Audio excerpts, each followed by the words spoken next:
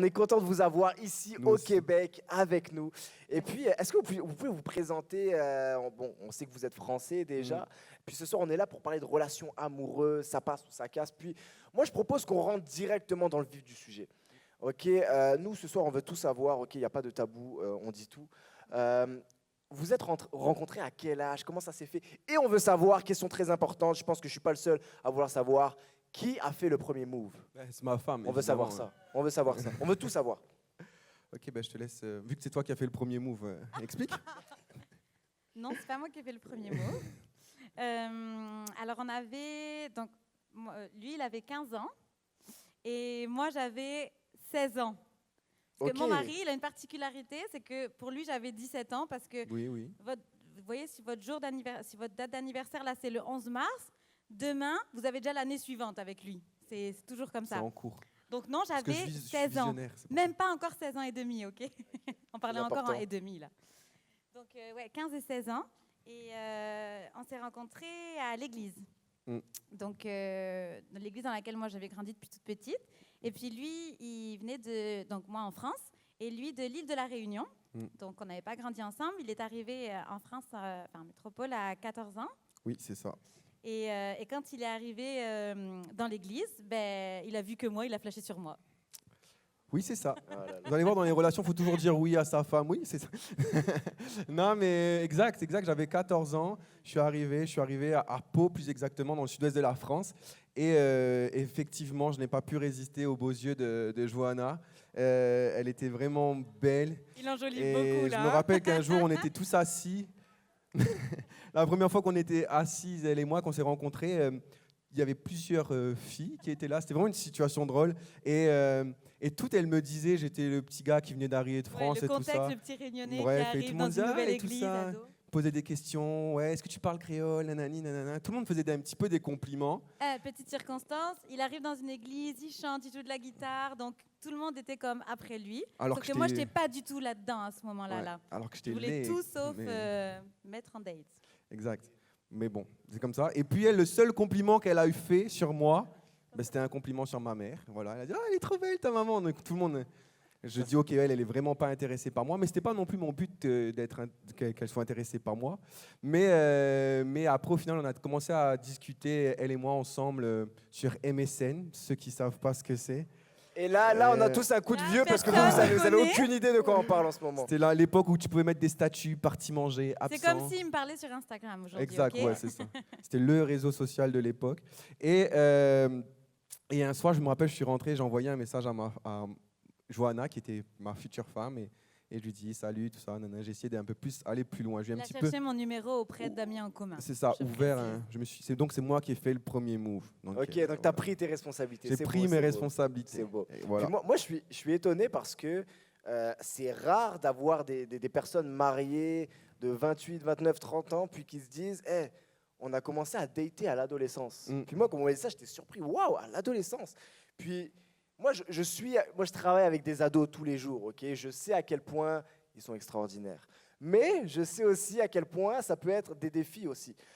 Justement, vous étiez ado, il me semble que vous étiez chrétien aussi déjà à cette époque-là. C'était quoi les défis pour vous à l'adolescence de commencer à dater puis à se mettre en couple? Tu me laisses commencer ou... Ok. Les défis de se mettre en couple, c'est que finalement, en vrai, Joanne et moi, on n'avait pas tellement trop prévu d'être en couple. Au final, c'était pas trop notre priorité.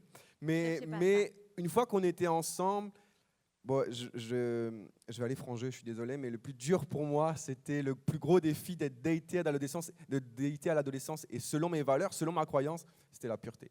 C'était vraiment vraiment compliqué, mais il y avait ça et il y avait aussi, Johanna, si tu peux me compléter. Oui, ben c'est sûr. Même, souvent, on y pense plus facilement pour les gars, mais pour les filles aussi. C'est sûr, c'est qu'en plus, quand on est adolescent, on sait qu'on ne va pas se marier demain. Mm. Donc nous, voilà, c'était très important pour nous. Comme tu disais, Thomas, en fait, l'un comme l'autre, on était déjà, on aimait Dieu. Tu sais, nous, on avait déjà donné notre vie à Dieu, Ouais. dans notre cœur, etc. Donc, on avait chacun la conviction de se garder pur jusqu'au mariage. Ok. Ça, c'était clair. Mhm. Mais c'était une conviction et c'était clair dans notre tête, mais c'était pas toujours facile, forcément. Mhm. Et comme je disais, on savait qu'on se mariait pas le lendemain. Donc, on savait que ça allait être ça, qu'elle allait être dur. Et en effet, ça fait partie des choses qui sont les plus compliquées à dealer, honnêtement. Mais pas vraiment au début de notre relation, au final. non. Non. Non, C'était ça, c'est c'est vraiment au fur et à mesure. Et puis, au-delà de ça, moi, je dirais aussi le fait que, encore une fois, on est adolescent, on vit chez nos parents à ce moment-là. Et puis, nos parents, on reste des personnes mineures qui vivent chez nos parents. Donc, eux, ils ont envie, pas de s'immiscer, mais d'être quand même au courant de certaines choses. On doit rendre des comptes à nos parents, Ah, ce qui est forcément. normal. Exactement. Et en fait, nous, c'est tout à fait normal et c'est ça qui nous garde aussi. Et heureusement qu'ils sont là. Mais au moment quand on le vit, honnêtement, entre nous, on n'a pas envie de ça. Là. Ouais. On se croit assez... je dis on se croit parce qu'au moment, on se croit vraiment assez mature et assez capable pour ça.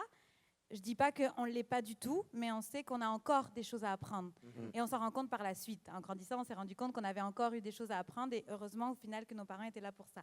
Ouais. Donc, le côté que des fois, c'est difficile à challenger, on a envie de bâtir notre couple, on a envie de vivre notre aventure, notre relation. Mais au final, faut dealer avec le fait qu'on est encore mineur, on est encore adolescent. Donc, oui, on doit rendre des comptes à nos parents. Et oui, on va devoir respecter certaines règles, obéir à certaines consignes ou conditions. Et puis devoir rendre des comptes quelque part.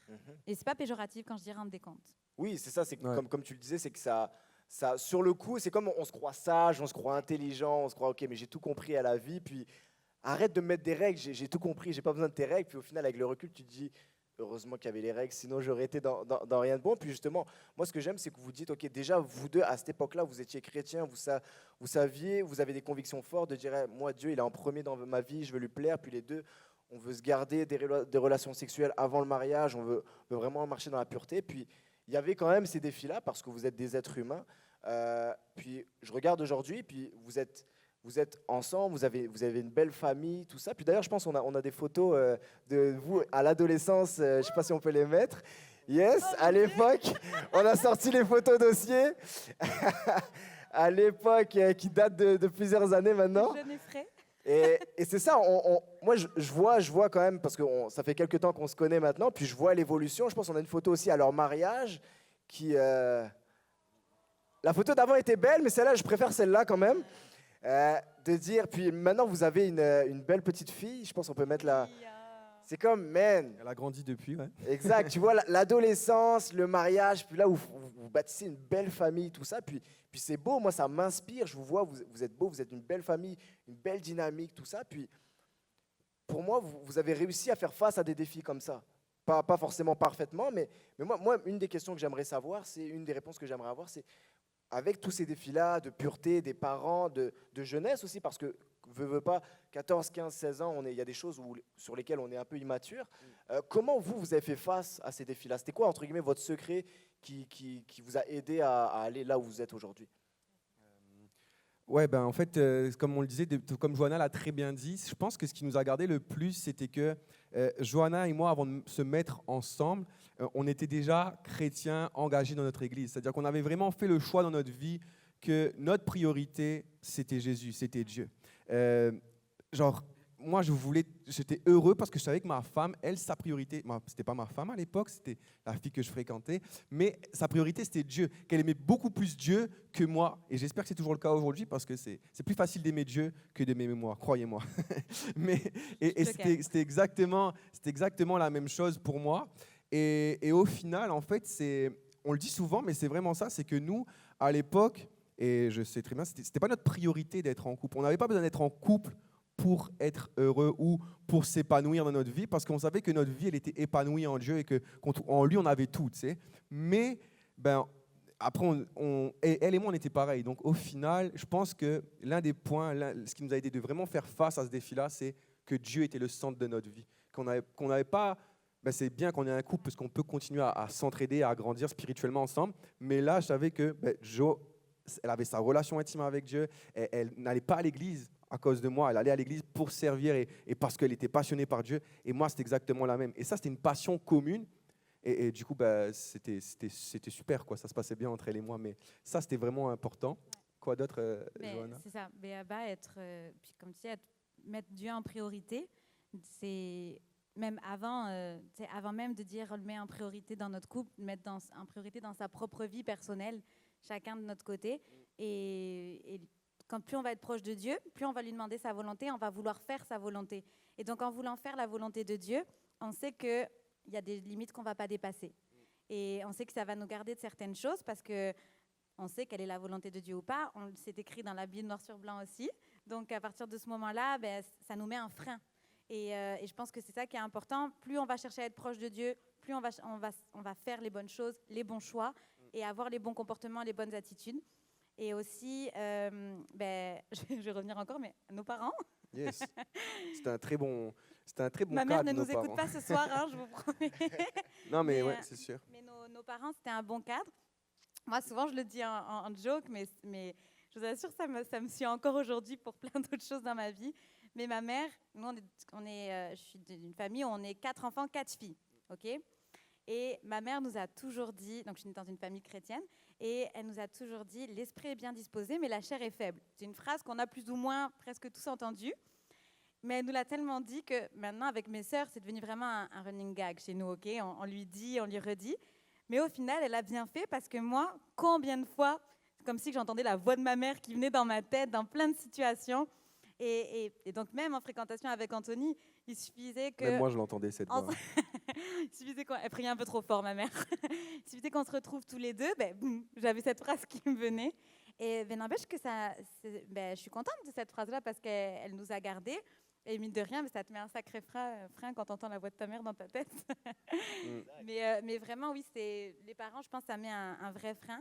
C'était comme, si je peux compléter, c'était comme un cadre un peu qu'on s'était mis. C'était vraiment qu'on on s'est fréquenté jeunes, donc on voulait rendre des comptes à nos parents. Et nos parents, ils avaient mis comme un bon cadre. C'était compliqué, mais avec du recul, on se dit, OK, c'est quand même très sage de leur part. Donc, c'était des règles toutes simples, mais c'est que Johanna et moi, on ne se voyait jamais tout seul. Il y avait toujours, quand j'allais chez elle, on n'allait jamais dans sa chambre tout seul pendant très longtemps. Voilà, s'isoler. Donc, on restait au salon. Ça paraît plate, ça paraît long et tout ça, mais au final, ça nous a gardés. Et on a créé aussi notre relation sur ça, sur discuter. Aujourd'hui, j'ai une très bonne relation avec ses parents. C'est parce que je discutais avec ses parents et tout ça. Il y avait aussi que... Je peux compléter aussi, vas-y. Quand on se trouvait tous les deux, parce que pour ne pas être qu'avec nos parents, si on était tous les deux aussi pour échanger et construire notre relation, ça allait être plutôt dans des lieux publics, justement. Ouais. Parce qu'adolescent, on n'avait pas d'appartement, on n'avait pas de maison, donc c'est sûr que ça facilite aussi. Ouais. Tu sais, quand tu grandis, c'est sûr que, par contre, souvent, tu habites seul des fois, et donc c'est plus compliqué, mais dans ce cas-là, se voir dans des lieux publics, parce que nous, c'est ce qu'on faisait. Et on avait eu une personne qui nous avait conseillé, qui nous avait dit ça une fois, et ça nous avait marqué. C'était ne fais pas en privé ce que tu serais gêné ou pas capable de faire, ce que tu serais gêné de faire en public. Donc, on avait toujours eu cette phrase conseillée, elle nous avait marqué parce qu'on disait, OK, ça veut dire ce qu'on fait tous les deux, on serait forcément capable de pouvoir le faire en public. Et il y a certaines choses, si tu réfléchis, ça te limite quand même. Ouais, ça te limite quand même beaucoup. Ouais. Et au final, mais tant mieux. Et cette chose de limiter, c'est vraiment bien parce que souvent, le problème, et ce qui fait que, si on parle au niveau vraiment de la pureté, en tout cas, au niveau du défi de la pureté, et c'est ça le plus compliqué, je vais dire en premier point, si on est d'accord. Et en fait, avec cette phrase-là, ça nous garde de beaucoup de choses parce que souvent, quand on se met en couple, on a très vite hâte, tu sais, ça paraît bateau, mais hop, on se met en couple, dans nos têtes, on va se toucher, on va se donner la main. Prochaine étape, bisous, prochaine étape. Mais en fait, plus tu fais quelque chose, c'est que au début, tu sais, on se fréquente, t'as hâte, il te fera la peine la main, ça te fait quelque chose, t'es toute contente. Et puis après, le bisou, ça fait encore d'autres émotions. Mais en fin de compte, quand tu fais une étape, et après, tu t'habitues à cette étape-là et tu as envie de plus. Tu as toujours envie de plus et tu as envie de passer à l'étape suivante. Donc, plus tu vas te brider dès la première étape, plus tu vas te garder. Parce que si dès le début, tu embrasses pas trop vite, alors donne pas la main trop vite, enlace pas trop vite ou fais pas un bisou trop vite, tu vas avoir envie moins vite de passer à l'étape suivante. Ouais. En fait, c'est d'être stratégique, en fait, de dire, OK, moi, si mon objectif, c'est de plaire à Dieu, puis que c'est de me garder pur jusqu'au mariage, je vais mettre toutes les chances de mon côté. Puis si je vous comprends bien, puis je suis d'accord avec ça, c'est une des manières de le mettre en pratique, ça, c'est de se dire, je vais être intentionnel à réduire le plus possible l'affection physique, surtout au début, parce que tu sais que, admettons, tu es là, tu as 16, 17 ans, tu sais que il faut que tu développes tes études, tout ça.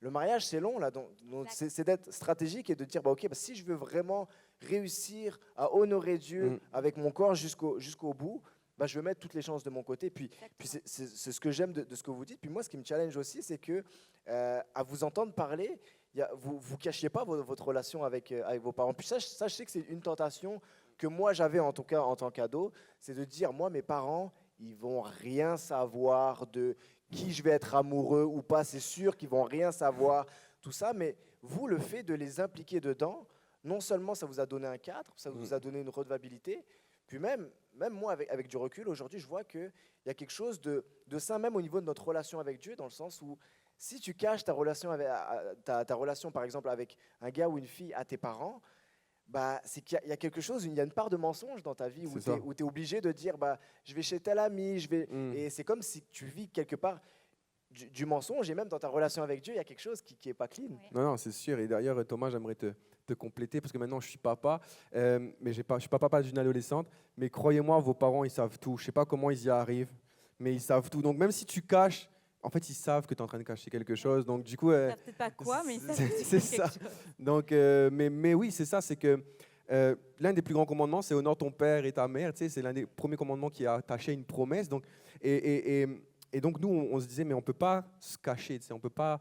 Ce serait ça, c'est vivre dans le mensonge de pas dire à ses parents. Et en fait, ça nous, au début, c'était, je vais faire mon français là, relou. Mes parents, ils devaient tout savoir. Mais anyway, avec du recul, je me dis, waouh, heureusement qu'ils étaient là. Et même si parfois c'était compliqué. Yes. Non, c'est clair. Puis justement, là, on parle de dater à l'adolescence. Vous l'avez fait, puis ça s'est bien passé pour vous. Est-ce que vous conseilleriez à des ados de dater? Est-ce que pour vous, c'est la période optimale genre pour dater quelqu'un? Non. Pour de vrai, non. Parce qu'en fait, là, je vous parle sincèrement, je pense que, comme tu dis, la période optimale, l'adolescence, se mettre en relation avec une personne, ce n'est pas une question d'âge, mais c'est une question de maturité.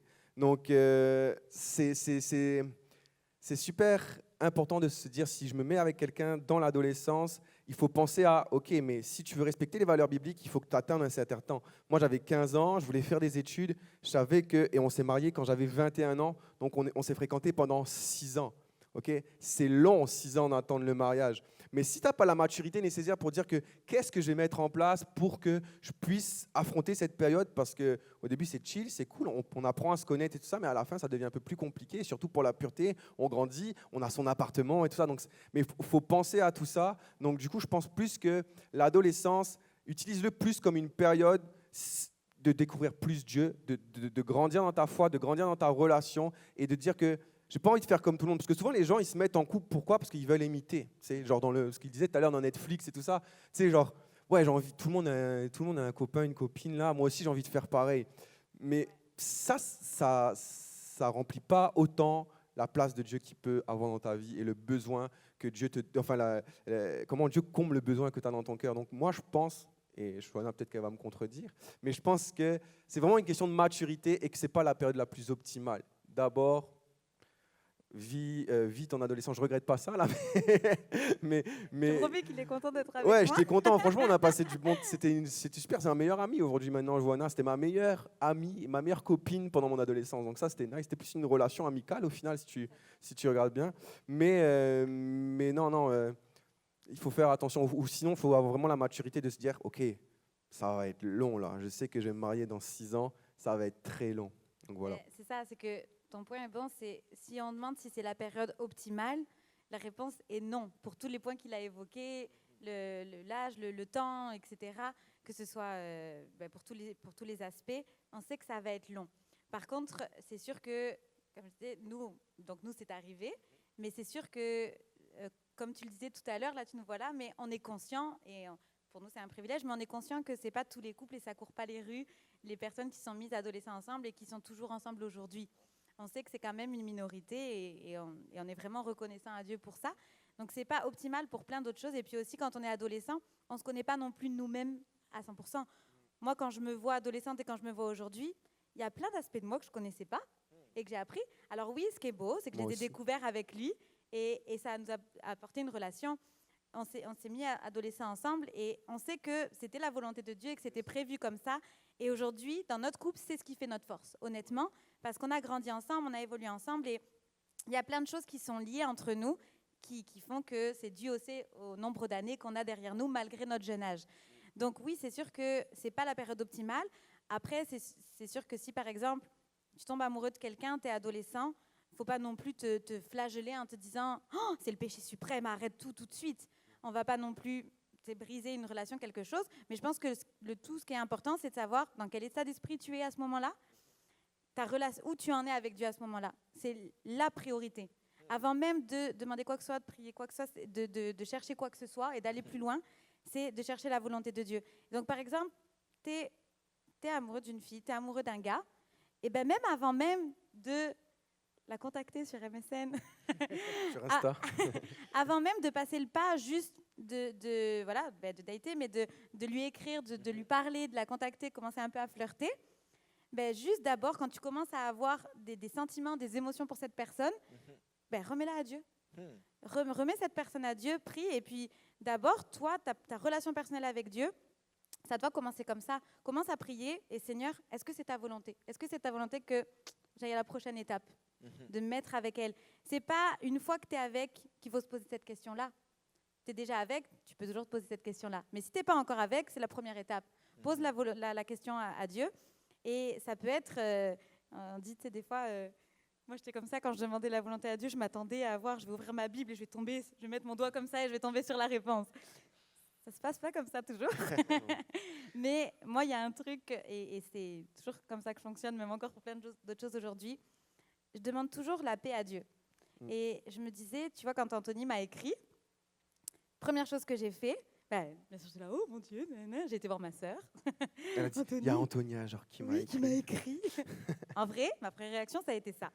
Par contre, après, je me suis de suite posé la question parce que, comme je disais, moi, j'aimais déjà Dieu, j'avais déjà donné ma vie à Dieu. Et en fait, je me dis, mais Seigneur, tu sais, si je commence à lui répondre ou commencer à flirter, est-ce que je vais pas être bien ou est-ce que je vais être en paix? Et donc, j'ai déjà commencé à prier pour ça. Et tu peux prier directement et avoir la paix de Dieu ou pas. Tu sais, on est tous d'accord là, que ce soit sur ce sujet-là ou un autre. Yes. Quand c'est pas la volonté de Dieu, on le comprend. Si on lui demande sa volonté, il sait nous le faire comprendre quand c'est pas sa volonté. Ça, c'est On a cette petite boule au ventre, on est un peu... Ouais, si tu pries avec, Voilà. en étant honnête, il y a des fois on fait des prières puis on sait au fond de nous c'est quoi la réponse. Voilà. Et des fois, c'est difficile à appliquer ou à accepter, mais il ne faut pas oublier que la volonté de Dieu, c'est la meilleure pour Yes. nous. Donc, Amen. c'est le meilleur choix, la meilleure réponse. Donc, c'est ce qui sera bon pour toi. Même si aujourd'hui, tu es comme, mais non, mais moi, j'ai envie de ça. Pourquoi? Et dans ces cas-là, le monde est injuste, tout est injuste. Mais c'est pour ton bonheur demain. Et ça, il faut vraiment en avoir conscience. Et ça aide pour accepter plein de choses. Et même encore moi, aujourd'hui, dans ma vie, quand des fois, il y a des réponses qui ne sont pas comme je veux, ben, je me dis, OK, mais Seigneur, tu sais mieux que moi-même ce qui est bien pour moi. Donc, si toi, ta réponse, c'est ça, ben, OK, je me soumets. Amen. Et donc, se soumettre à Dieu en premier, c'est la priorité. Et puis après, ben, Dieu montrera. Donc, c'est pas de tout bannir de suite, mais remettre à Dieu. Et après, juste pas se prendre la tête, en fait. Lui, il fera la suite. Et après, comme tu sais aussi, ben, bien sûr, si c'est le cas et que tu es en paix avec ça et que c'est vraiment des émotions, des sentiments qui augmentent, qui s'intensifient, ben, voilà, être sûr de toi, ta relation avec Dieu, toujours être sûr de faire la volonté de Dieu et mettre des cadres de plein de façons. Yeah, c'est ça, et puis c'est super important d'avoir quelqu'un qui partage la même foi que toi. J'aime insister sur ce point-là parce que, imagine-toi, tu dois dire à la personne, écoute, ben moi je veux rester pur. Okay? Aujourd'hui, on a 16, 17 ans, 15, 14 ans, et voilà ce que c'est ma conviction, voilà où je veux aller. Si la personne, elle dit, ok, mais toi tu veux te marier, c'est-à-dire qu'on doit rester pur avant le mariage, ça consiste en ça et tout ça. Je pense que si la personne, elle t'aime vraiment, peut-être qu'elle va, elle va respecter ça. Bon, c'est très, très rare, c'est comme ça, c'est très rare. Mais si tu as une personne avec qui tu sais qu'elle a les mêmes convictions de toi et que son plan, avant tout, c'est de répondre à la volonté de Dieu, ben, au final, ça se fait de manière naturelle. Mais ça, c'est super... Et nous, ça nous est arrivé d'ailleurs, pour rebondir sur ça. Tu sais, quand tu n'es qu'une seule personne à vouloir tenir ferme, ben, c'est dur. On a tous nos moments de faiblesse parfois. Et nous, tu sais, c'est ça aussi la force dans ces cas-là, quand tu es tous les deux vraiment avec Dieu, c'est qu'il y avait peut-être des fois où c'était plus difficile pour lui, d'autres Yes. ça a plus été difficile pour moi. Et ce qui a toujours été beau dans ce cas-là, c'est qu'on dirait que quand c'était plus difficile pour lui, moi j'étais plus capable de mettre le stop. Mm. Et quand c'était plus difficile pour moi, lui était plus capable de mettre le stop. Mm. Et ça, il n'y a que Dieu pour ça. Yes. Parce que si on n'est pas sensible à Dieu et si on n'est pas proche de Dieu, on ne l'entendra pas ce stop, ni l'un ni l'autre. Mm. Puis ce que j'aime bien dans ce que vous dites, c'est que déjà de marcher dans la volonté de Dieu en couple, en étant deux chrétiens consacrés qui mettent vraiment Dieu au centre de leur vie, c'est difficile. Bah alors lorsque c'est juste une personne, c'est quasiment mission impossible. Puis C'est sûr. pour revenir à ce que vous dites, donc, moi j'essaie de faire un résumé. Je me mets à la place de ceux qui nous écoutent, de dire, ok, une des conditions là, c'est de dire, ok, bah, faut que j'ai une paix de Dieu, faut que je demande, faut que je le mette en prière, faut que je mette, faut qu'il y ait un cadre, tout ça, faut que la personne partage la même foi que moi. Vous, est-ce qu'il y aurait d'autres choses où vous dites, ce serait des conditions vraiment nécessaires pour qu'une relation puisse fonctionner? C'est ça, c'est comme tu l'as très bien dit, c'est qu'il y a un cadre, tu sais, donc c'est ça. Et puis, attends, excuse-moi, je peux répéter la question? Je suis désolé. C'est En quoi gros- ton cadre, le cadre? Oui, c'est ça. Par exemple, est-ce que vous, c'est une obligation que, entre guillemets, il y ait un accord des parents de discuter avec eux Ah oui, oui, c'est sûr. En fait, c'est sûr qu'il faut qu'il y ait un accord des parents parce que tu vis sous leur toit. Donc, du coup, si je sais pas comment vous expliquer, si je sais comment vous expliquer, c'est aussi simple que ça. C'est que si tes parents ils sont pas d'accord, arrête ta relation parce que quelque part, c'est que tu dois te soumettre à la volonté de tes parents. Tu sais, donc attends de prendre ton envol tout seul, attends d'être assez mature. Si tes parents, eux, ils estiment que tu n'es pas assez mature, attends. Il faut leur prouver que si jamais tu es vraiment assez mature et que, tu sais, tes parents, ils vont toujours te voir comme leur bébé, là, c'est sûr. Mm. Et moi, je suis encore le bébé de ma mère à 29 ans, là, c'est sûr. mais des fois, c'est peut-être dur, tu sais, quand tu es adolescent, pour eux, eux, ils vont penser à tes études, ils vont penser à ton travail, ils vont penser à tout ça, à ton avenir. Et c'est par amour, en fait. Souvent, nous, on le voit à côté, ouais, mais non, mais là, franchement, t'es dur. On les voit toujours, tu sais, quand on dit honorer son père et sa mère, se soumettre à ses parents, ça sonne toujours péjoratif, ça sonne toujours négatif, dur. Mais en fait, non, c'est pour du bon, ça aussi. Tu sais, c'est comme, je parlais tout à l'heure de la volonté de Dieu, Ouais. mais les parents, c'est un peu le même schéma. C'est ça. Ils nous aiment, ils nous aiment vraiment. L'amour d'un parent, on ne peut pas le comprendre tant qu'on n'est pas parent, je le confirme. Mais si ils disent des choses, c'est par amour, donc c'est pas méchamment. Des fois, ça peut être maladroit, je vous l'accorde. Moi, mes parents l'ont déjà été, je le suis en tant que maman pour d'autres choses. Ils vont être maladroits, ils sont humains, etc. Comme vous êtes des fois maladroits avec eux, comme nous, on est maladroits avec eux. Et oui, ils peuvent être maladroits, mais il y a toujours un fond d'amour et une bonne attention derrière. C'est pas justement pour vous embêter parce qu'ils vous aiment pas. Non, c'est parce qu'ils voient juste le côté son avenir, ce qui est bon pour eux, etc. Donc, à vous de montrer que vous avez une maturité spirituelle qui font qu'après, la confiance va s'installer. Ils vont avoir confiance en vous et ils vont avoir confiance après en votre relation. Et ça se construit. Et donc, en général, s'ils mettent le non comme ça, des fois, soit il y a des bonnes raisons dont il faut discuter ou régler. Il y a peut-être des choses qu'il faut régler. Mais aussi, c'est qu'il y a des choses à mettre en place. Souvent, on veut trop vite accélérer. On veut que les parents soient OK et qu'ils invitent au souper de famille. Souvent, c'est ça qu'on veut, en fait. Mais non. Et c'est correct qu'ils disent non. C'est correct qu'ils disent, OK, non, je ne peux pas t'empêcher de le voir, je ne peux pas t'empêcher de le fréquenter, je ne peux pas t'empêcher de l'aimer. Mais par contre, on va attendre un peu avant d'assister au souper. C'est correct et c'est bon. Ouais, puis en plus, en parlant avec vous, moi ce que je trouve qui a contribué à la force de votre couple, c'est justement, puis vous étiez très honnête, puis vous êtes très honnête et transparent, de dire, j'avais pas toujours envie d'écouter mes parents, c'était pas toujours facile, c'était pas toujours évident, mais ça vous a poussé, vous, à miser sur votre amitié, en fait. Et au final, ce qui est vraiment la fondation d'un couple, c'est même pas tant l'aspect physique ou quoi que ce soit, c'est vraiment l'amitié, la relation, et ça vous a poussé ce cadre-là, parfois qui, j'en suis certain, vous énervez lorsque vous avez 14, 15, 16 ans, ça vous a poussé à dire, moi je vais me concentrer sur Anthony en tant qu'ami et d'avoir des vraies discussions. Et c'est ce qui aujourd'hui, je pense que vous êtes reconnaissant de ça, d'avoir ce côté de l'amitié, elle a été bâtie de manière solide, et aujourd'hui c'est ce qui fait la force de votre couple. Yes, exact, c'est ça. C'est que, en fait, c'est que Dieu, tout ce qu'il veut pour nous, c'est quelque chose. S'il nous demande de ne pas avoir de relations sexuelles avant le mariage, c'est parce qu'il sait que c'est bon pour nous, parce qu'il nous connaît parfaitement.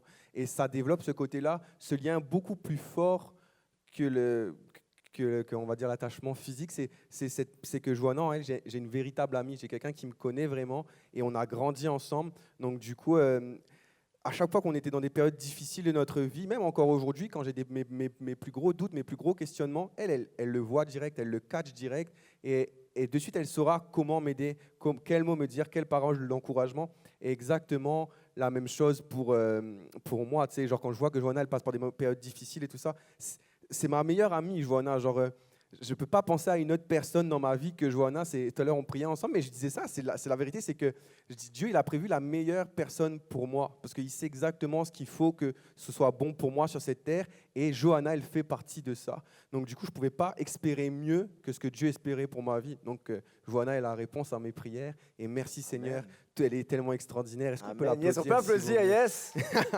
Moi, je suis béni, puis je suis béni, puis moi, ça m'inspire à faire confiance à Dieu. Yes. De dire, moi, j'ai peut-être, des fois, je comprends pas tout, mais Dieu, il sait.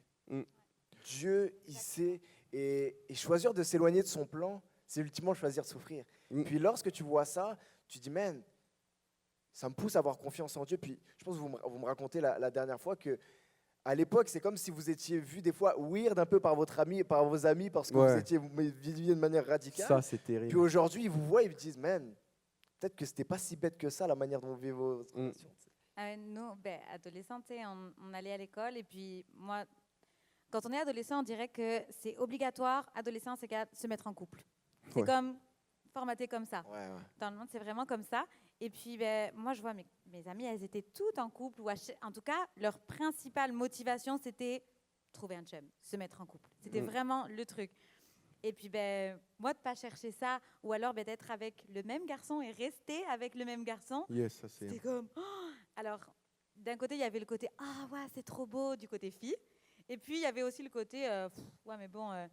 Et j'avais déjà eu la question, une amie m'avait posé la question « Ouais, mais alors là, si tu attends d'être mariée, ça veut dire que quand tu vas être mariée, tu ne sauras pas si ça va être bien, tu ne sais pas si ça va être bien sexuellement, puisque tu n'auras pas essayé avant. » Et elle ne comprenait pas, elle était triste pour moi presque. Ouais.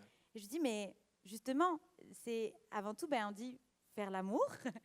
Mais je dis, mais c'est ça, ce sera avec la personne que j'aime, la personne que j'aime le plus au monde, donc duquel je suis amoureuse. Je dis, donc cette question, je ne me la pose même pas. Et j'ai aucun doute, aucune crainte là-dessus, et j'ai aucune inquiétude. Et alors ça, je voyais que ça les surprenait. Mais j'avoue que des fois, tu es sujet quand même à des petites moqueries ou à des petits trucs ou tu as des petits surnoms. Moi, on m'appelait Marie des fois parce qu'ils disaient « Ah, elle ne couche pas avant le mariage, elle est vierge, Marie. » Tu sais, tu as des jokes comme ça. Très, très drôle en passant. Ah oui, super. et puis c'est ça. Et au final, quelques années plus tard, ces mêmes personnes-là, dès que quand ça n'a pas allé dans leur vie, au bout d'un moment, ça n'est pas allé, et puis que ce soit des cœurs brisés, mais que ce soit d'autres choses, même complètement différentes, que ça soit des choses vraiment compliquées dans leur vie, la personne vers qui ils se tournaient, c'était qui? Moi. Pas parce que j'étais la personne la plus gentille et fantastique du monde, mais parce qu'ils avaient envie de stabilité, quelqu'un de sûr, quelqu'un... pour eux, ça voulait dire, ça faisait preuve de maturité de leur côté. Puis ils se disaient, mais waouh, en général, oui, on peut se moquer, etc., mais ce que les gens ont quand même en premier abord, c'est « Wow, il y a quelque chose de différent. Elle est différente. » Ça, c'est vrai. Et moi, ça, honnêtement, j'en étais fière en tant qu'adolescente de ne pas juste être comme tout le monde, faire comme tout le monde, mais me démarquer par ça et être différente. Et franchement, je me suis dit « Ok, soit je le vis mal, soit au contraire, je l'assume et j'en suis fière. » Et puis moi, je me suis dit « Non, j'en suis fière. Je suis fière d'appartenir à Dieu. Je suis fière d'être enfant de Dieu. Je l'assume. » Et de l'assumer, quand tu es adolescente, ça fait toute la différence. Du jour où je l'ai assumé, on me respectait plutôt que se moquer. Et puis, on était comme, ah ouais, c'est bien aussi d'être différent. Ah, c'est bien.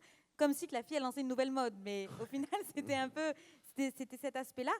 On me respectait, on était, waouh, Joanna, elle est comme ça. Et puis, t'inspires la confiance, en fait. Ouais. Et donc, ces gens-là, ils venaient me voir et j'ai pu avoir de super belles discussions, etc. Et aussi, après, je te laisse. Ouais, mais aussi, c'est aussi être crédible parce qu'imaginez, moi, si j'avais ce discours-là, ils savent que je suis chrétienne. Ils savent que je vais à l'église, je leur dis ça, mais par contre, oh non, moi par contre, je couche avec mon petit copain et puis j'enchaîne les copains, etc. Ils ne voient pas de différence dans ma vie au quotidien. S'ils voient que j'ai la même vie qu'eux, que j'ai la même vie qu'elle, etc., qu'il y a zéro différence, en quoi ça va les intriguer de venir à l'église? En quoi ça va les intriguer de donner leur vie à Dieu, de connaître Jésus? De dire, ma vie, elle est la même que la tienne. Alors que là, à chaque fois, c'était comme, mais comment tu arrives à être différent? Pourquoi tu es comme ça? Comment tu es comme ça? Moi, je vous le dis, toutes mes amies sont venues à l'église. Toutes. Ouais, Je parle vraiment de mon cercle d'amis. Elles sont toutes venues à Au l'église. moins une fois, ouais. Elles sont toutes venues. Toutes mes amies étaient là à mon mariage. Ça, c'est fou. Ouais. Elles sont venues après mon mariage. Les derniers repas que je faisais, même avant de venir au Canada, on faisait encore des restaurants ensemble. C'est parmi aussi les premières qui ont appris que j'étais enceinte. Elles ont vu toutes les étapes de ma vie, toujours avec le même garçon. Toujours le même. Et ça, elles m'en parlent encore aujourd'hui. Yes. Et ce que tu dis, ça rappelle ce que dans le verset, la Bible nous demande d'être un exemple quand on est jeune. Et ça, c'est être un exemple quand on est jeune, dans le sens que, sois un exemple dans ton témoignage, dans ta pureté aussi. Et en fait, il ne faut pas croire que être jeune chrétien, c'est plate. Et c'est sûr qu'on va essuyer des critiques. C'est sûr que même moi, en tant que garçon, les gars, là, quand tu arrives, tu as 16, 17 ans, tu dis, ouais, moi, je suis avec la même fille depuis que ça fait au moins 4 ans que je suis avec elle et je ne couche pas avec elle, c'est mes convictions. Mais comme dit Johanna, on était sûrs de nous, on savait qu'on ne faisait pas le mauvais choix, en fait. On avait cette conviction en nous. Et au début, oui, tu essuies des critiques. Au début, oui, on va se moquer de toi, mais plus tu grandis et plus que les gens ils voient que, en fait, toi, tu restes fidèle, tu es intègre dans ce que tu dis, tu avances, tu te maries, tu as une petite fille. En fait, tu dis, OK, yo, mais ce gars, lui, ça se passe bien pour lui en vrai, tu vois. Donc du coup, en fait, c'est un moyen d'être un exemple. Et pour tout à l'heure, ce que je voulais compléter aussi, c'est ça, c'est que nous, on s'est dit, OK, on est jeunes, adolescents, ensemble, on est tout jeunes, on va commencer une relation, et on s'était dit ça, c'est que soyons des exemples autour de nous, soyons des ados, un couple pour dire que Dieu, tu nous as donné, on n'arrive pas à ne pas être pas amoureux, tu sais, c'est plus fort que nous, et on est en paix d'être ensemble, on est en paix de se fréquenter. Mais au lieu de s'apitoyer sur notre sort, soyons des exemples autour de nous et que nos amis puissent voir en nous, OK, c'est possible d'être ado, chrétien, en couple, mais en s'alignant aux standards de la Bible, parce que demande la parole de Dieu. Donc ça, c'était une force qu'on avait et ça a marqué les gens qui étaient autour de nous. Moi, j'ai plusieurs amis aussi, quand je suis arrivé, que je leur disais, je ne couche pas avant le mariage. Je me souviens plein d'histoires où il y a un gars qui est devenu mon collègue par la suite. Et il était même, il n'est pas venu à mon mariage, mais il savait que je m'étais marié et tout ça. Et il me dit, bro, je me rappelle, j'étais le premier à me moquer de toi en cours. Et au final, aujourd'hui, tu es marié avec ta femme et tu as connu qu'elle et tu es heureux. Et en fait, il a dit, c'est ça le mariage. Et vous savez, quand vous entendez des choses comme ça, et là, tu dis, yes, Dieu, merci parce que par ça, on a pu témoigner la grandeur de qui tu es. Donc, c'est une façon de témoigner aussi. Puis même, tu sais, quand on dit, il y en a plein qui sont venus à notre mariage. Imagine s'ils étaient venus à notre mariage, qu'ils entendent les valeurs du mariage. Si nous, on n'avait pas eu le bon exemple ou la bonne attitude, ils auraient dit, c'est quoi le fake là? C'est ça. On entend ça et en fait, c'est pas du tout ça qu'on constatait. Donc, on a aussi un petit peu cette redevabilité et cette responsabilité même vis-à-vis des personnes qui nous entourent, vis-à-vis du témoignage, qui fait aussi que ça fait partie des choses qui nous cadrent, qui nous gardent aussi et qui nous permettent aussi de tenir bon aussi des fois quand c'est un peu plus dur. Tu te dis, j'ai cette responsabilité-là aussi. De briller, puis c'est fou de voir comment la moquerie s'est transformée en admiration et respect. Puis moi, je veux vraiment vous adresser ça en termes de, je sais qu'on vit dans un monde où il y a beaucoup de pression. Ok, déjà moi, à mon temps, je parle comme un vieux, ok, mais déjà moi, je m'en souviens à un moment donné, ça m'avait marqué. J'étais dans une espèce de camp de vacances, tout ça, puis j'avais 15 ans. Puis là, j'avais été choqué parce que j'avais entendu des amis qui se moquaient d'un gars parce qu'ils disaient, yo, ça fait 6 mois que tu es célibataire. Yo, ils riaient de lui à 15 ans. Mais moi, dans ma tête, je fais, mais eux, ils savent pas, mais moi, ça fait 15 ans que je suis célibataire. Vrai ou pas? Qui ça fait 15 ans qu'il est célibataire, 14-15 ans? Ok, donc je veux vous dire, déjà, quand tu es ado, tu n'es pas célibataire, tu es adolescent. Okay? C'est la norme de ne pas avoir de copains, de copines. Okay? Puis oui, il y a des exceptions, puis oui, on croit que Dieu fait des choses miraculeuses, mais je sais qu'il peut y avoir une pression de dire, hey, j'ai 14, 15, 16 ans, je sors avec personne, est-ce que j'ai de la valeur, est-ce que j'ai ci, j'ai ça? Hey, ayez confiance en Dieu, il n'y a pas de pression à avoir. Et puis il faut savoir aussi qui nous met la pression, qui vont être nos modèles. Aujourd'hui, dans la société, il y a plus d'un couple sur 2 qui divorce. Est-ce que c'est ça qu'on veut avoir comme modèle? Donc c'est ça où des fois de dire, hey, pour avoir des résultats différents, il faut faire des choses différentes. Et c'est là où vous êtes démarqué de dire, hey, moi j'ai pas honte de me garder jusqu'au mariage, j'ai pas honte de vivre dans un cadre, j'ai pas honte d'être soumis à mes parents, parce que je sais ce que je veux. Et c'est ce que, en fait, je veux ce que Dieu veut pour moi, parce que c'est la meilleure volonté au monde. Puis ça m'inspire, puis je suis challengé par ça. Puis ça fait quelques temps qu'on parle, puis j'aimerais conclure. Mais avant de conclure, j'aime toujours poser cette question-là quand je parle justement avec des personnes de leur témoignage, de leur histoire. Et la question que j'aimerais vous poser, c'est si vous pouviez parler, toi Anto, toi Johanna, à la Johanna de 15 ans, au Anto de 15 ans, qu'est-ce que vous leur diriez? Moi, je commençais. En fait, l'avantage de se connaître et de se fréquenter aussi longtemps, c'est que on apprend à se connaître et on apprend à se découvrir et à qui est notre caractère, qui on est vraiment. Tu sais. Ouais. Et en fait, parfois, ce qui se passe, c'est qu'on voit qu'on a des penchants de mauvais caractère ou des choses qu'on fait qui ne sont pas très bonnes. Et si tu les étouffes, quand tu te maries, ces choses-là, elles vont se révéler. Le mariage, ça révèle toujours. C'est la personne Johanna, c'est la personne qui me connaît le plus, enfin celle qui me connaît le vrai Anthony. J'essaie d'être tout le temps authentique avec vous et d'être intègre, mais c'est elle qui connaît tout de moi. Et donc, du coup, c'est avec elle aussi que je prends plus de liberté dans mon caractère et tout ça. Et je pense que l'une des choses qu'il faut faire très attention, et c'est ce que j'aurais aimé, si j'avais été là, je pouvais parler au petit Anthony de 16-17 ans là, ou de 15 ans, dire, yo Anthony, tu vois ce trait-là que tu as dans ton caractère, règle-le, prie pour ça, expose-le devant Dieu, parce que quelque part, tu verras que ça va porter des conséquences dans le futur. Donc ça, Ouais. c'est Moi, il y a super. une phrase que j'aime beaucoup qui dit que le mariage révèle rien, n'arrange rien, mais il révèle tout. Ouais. Souvent, on croit que lorsque je vais te marier, là, Non. mes problèmes vont être réglés. Même quand je vais me marier, je vais être heureux. Si tu n'es pas heureux célibataire, tu ne seras pas heureux en couple.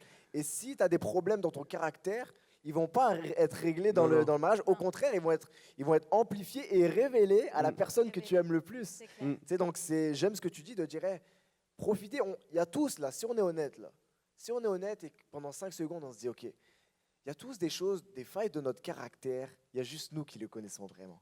Mm. Et ces failles de caractère-là, ce que nous dit Anthony, puis je suis totalement d'accord, c'est de dire, hey, je vais être intentionnel à travailler dessus. Puis on vrai. n'arrivera jamais à être parfait, tout ça, mais c'est de dire, hey, je vais utiliser le temps et la liberté que j'ai en ce moment pour travailler mes failles de caractère, pour pouvoir grandir de plus en plus dans la ressemblance à Jésus, parce que c'est le best pour moi, quoi. Yes, ça. Et aussi, si je pourrais compléter ma réponse aussi, c'est que dans tous les domaines de notre vie, en tant qu'adolescent, dites-vous bien une chose, c'est que on a besoin de Dieu. Que ce soit dans une relation, que ce soit pour tes études, que ce soit pour le plan, pour tout ce que tu prévois, si tu ne dépends pas de Dieu, si ce n'est pas Dieu sur lui que tu fondes tout, et bien quelque part, il te manquera quelque chose. Tu vas vouloir aller par tes propres forces et tout ça, mais en ce moment, il y a un chant que je chante beaucoup, c'est « Oh God, I need you », excusez-moi pour mon anglais, mais c'est vraiment ça, c'est que Seigneur, j'ai besoin de toi. Et ça, j'aurais encore aimé crier au petit Anthony de 7-18 ans, c'est Anthony, arrête de vouloir avancer par toi tout seul, arrête aussi de vouloir essayer de prendre des décisions tout seul dans ton couple. Tu as besoin de moi.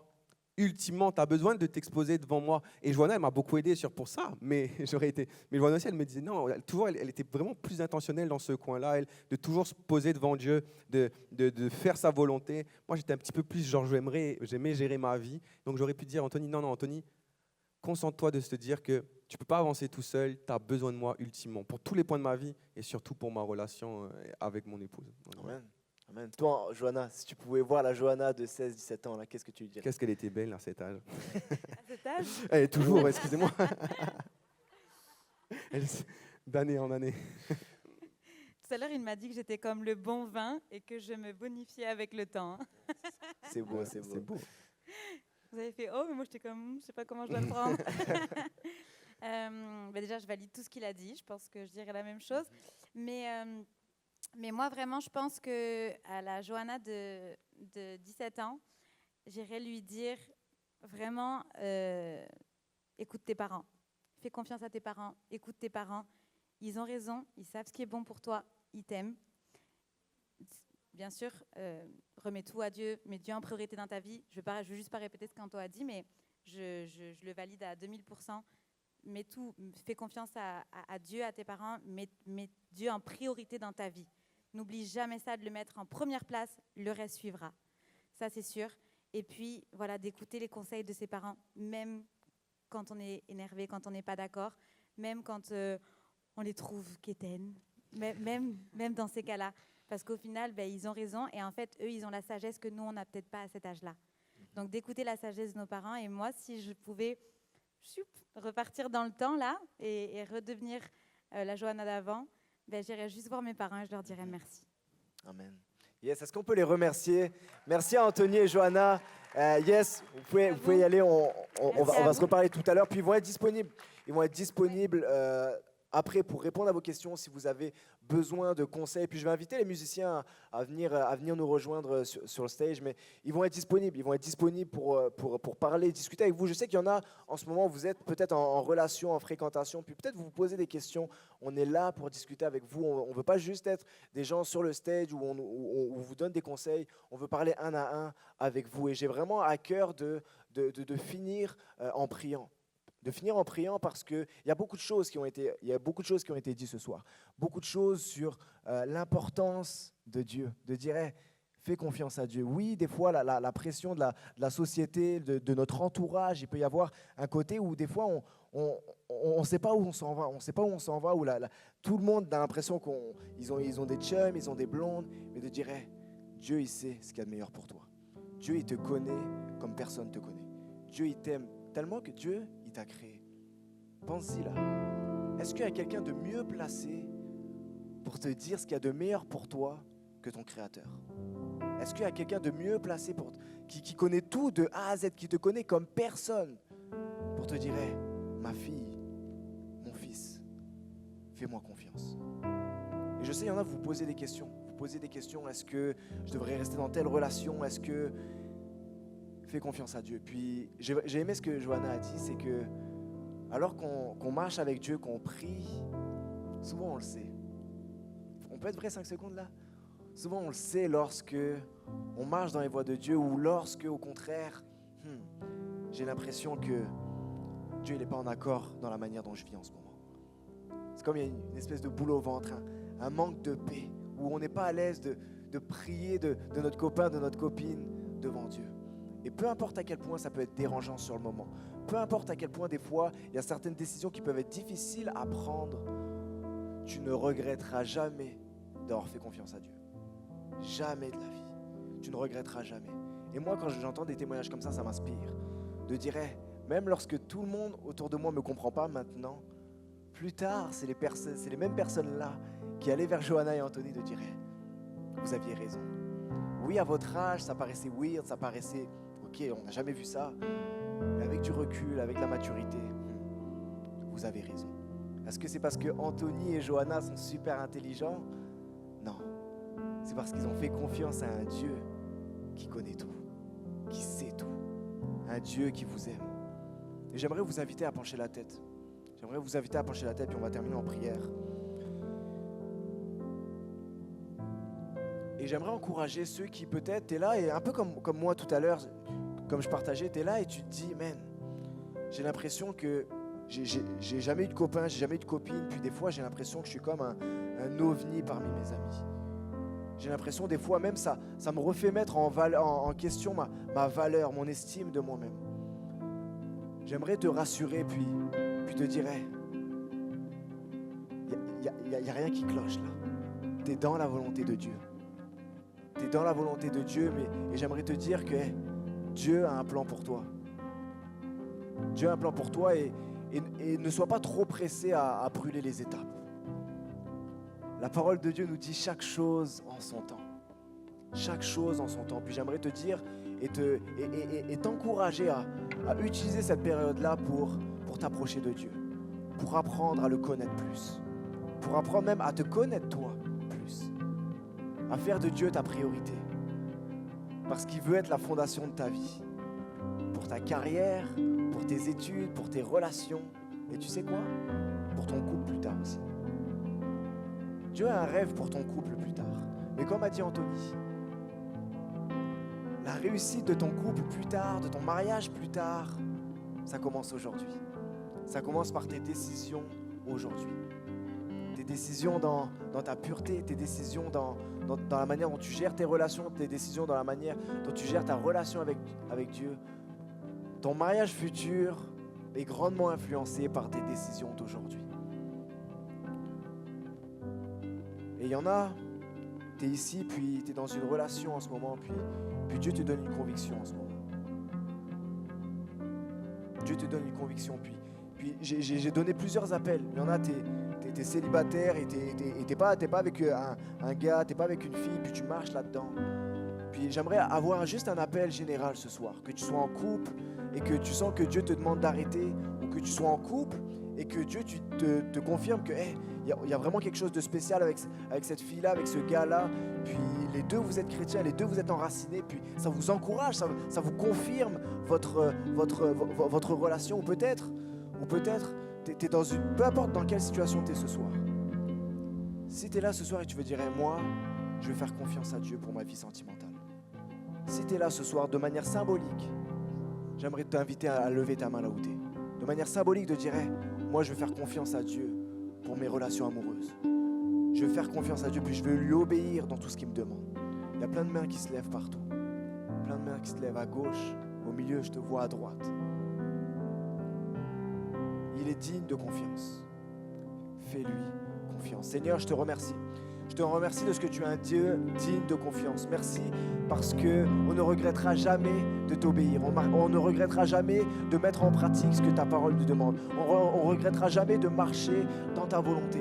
Seigneur Dieu, et je te prie pour tous ces ados, pour tous ces jeunes qui sont remplis, qui sont dans ce lieu ce soir, Seigneur Dieu. Je te prie de les guider, de leur donner ta sagesse, ton intelligence, Seigneur Jésus, de venir leur révéler à quel point tu les aimes, à quel point tu as un plan parfait pour eux, Seigneur Jésus. Et je te prie même en avance pour leur futur mariage, Seigneur, alors qu'on est dans une société où il y a tellement de séparation, tellement de peine, tellement de souffrance autour des relations amoureuses, Seigneur Dieu. Je te prie que les ados qui sont dans cette salle, Seigneur Dieu, puissent avoir des mariages à succès, des mariages réussis, où ils vont briller par leur fidélité, briller par leur humilité, par leur pardon, par l'amour mutuel, des couples qui vont briller et qui vont faire avancer ton royaume ici au Québec, Seigneur Dieu. Je te prie pour chacun d'entre eux, Seigneur.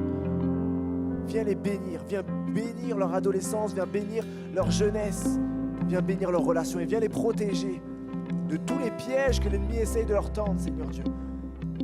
Viens leur donner la force et la capacité de marcher dans tes voies. Alléluia.